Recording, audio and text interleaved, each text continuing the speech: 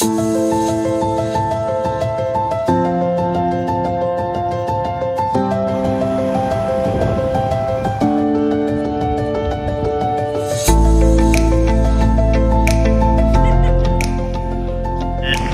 Ramin Raisi. I'm the director of Opintels Solutions Ltd, and we were the lead of this project, the drones in Pathology NETworks. And today here we were doing a demo of the movement of pathology samples around one of the hospitals in our use case, Kent and Canterbury. Let's talk a little bit about why do we use drones for medical deliveries. Well, drones, unlike the land-based vehicles, they don't need to have set roads to follow. They can overfly anything.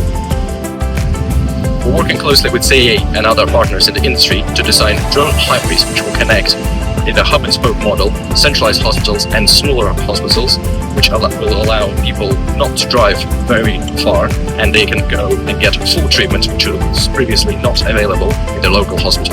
As well as this, if an individual has an emergency situation in a remote area, drone can be deployed with crucial medication to this remote area and potentially save their lives.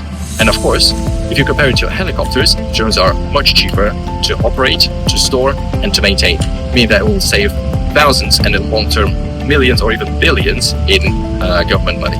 So let's watch the future unfold in front of us. My name is Prolshil. I'm a founder and CEO of Sky Drones.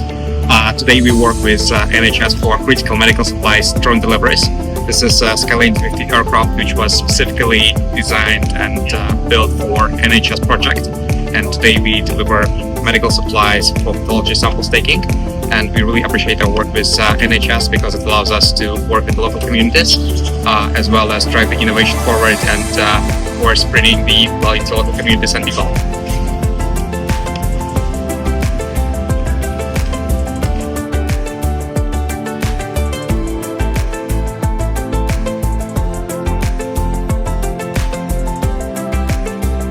We did move samples around quite successfully. We pre-tested the samples before the flight, and we are going to see if the flight conditions had any impact on the samples using post-test. So everything looking really positive, and we are hoping for successful follow-on projects as well as demonstrations to ultimately deploy these drones into the service.